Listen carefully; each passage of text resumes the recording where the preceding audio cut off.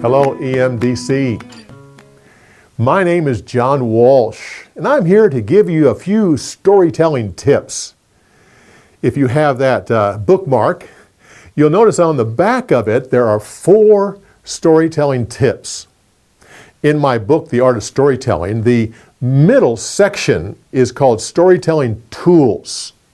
These 4 tips are 4 of those 7 tools.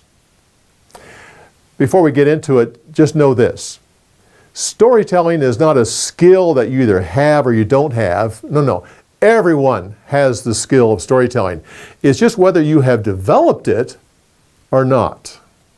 To develop it, you need good tools. And that's what we're going to get into.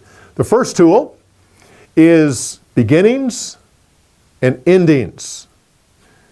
Most people spend too much time on the middle of the story, on the meat of the story, and ignoring the first and the ending.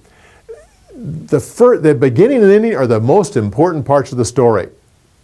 Now, as far as the beginning of a story, the purpose of the beginning is to pull people into the heart of the story. And most stories do start at the beginning, but sometimes your story is maybe not all that interesting at the beginning. So you simply go to a part where it is interesting, start it there, and once they're pulled in, then you flash back to the beginning. Most stories, though, are told on a one-on-one basis in a conversation. It's what I call a 2-minute story that tips a decision in the right direction. Now, in those cases, the beginning is so important. Understand this, that God has put into each of us that natural tendency to listen to a story when it's being told. The only way to get around that is if the storyteller warns you that it's coming. Then you can put up barriers. So, don't warn them.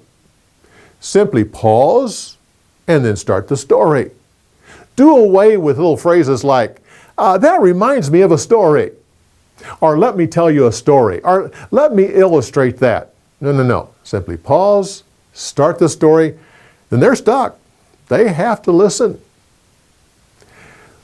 Well, the next tip on your card is facial expressions. You actually don't have to work too hard on facial expressions. The key there is give your face room to be a part of the story. The way you do that is you become skilled at pausing, knowing how to pause. If you're one of these that when you end one sentence, you immediately start the next one where you can't even see that there's a period involved right there. No. Learn to pause. That gives your face a time to tell its part of the story. So it is so important. Description is the third tool that is talked about here. No matter if you're a professional storyteller or just new at it, when you get advice on your story and people try to help you, the most common thing they'll say is you need to tighten up the story. It's just too many needless details. Just get rid of them, tighten it up, and that's so important. And when you do, that makes room for description. Description, there are 2 parts of descriptions. Number 1, there's the 5 senses. What you see, what you hear. What you taste is so important. Or what you smell, or when you reach out and touch something. Add those into your story, and it pulls people into the heart of the story.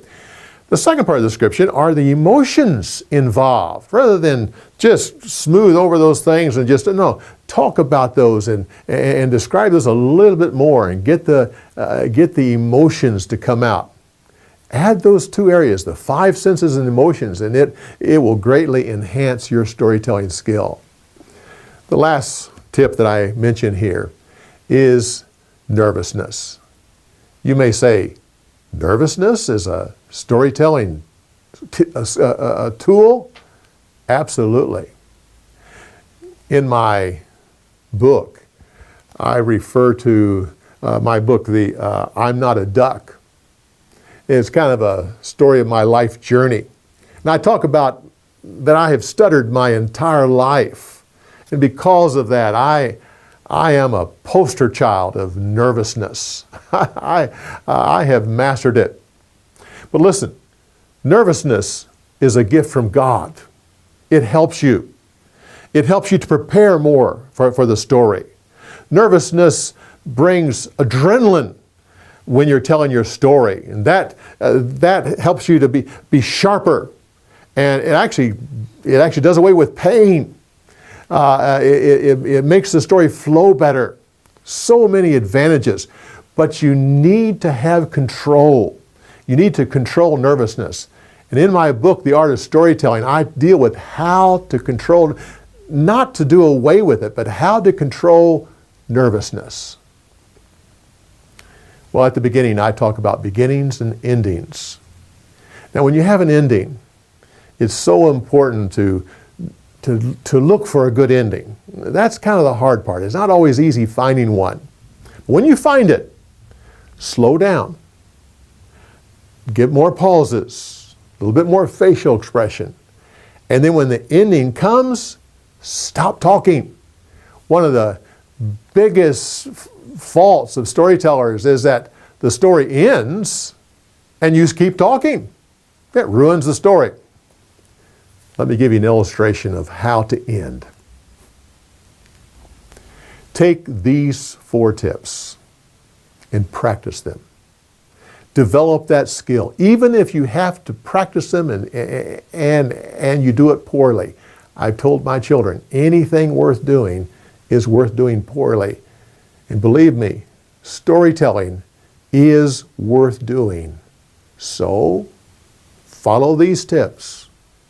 Do them poorly until you can do them well.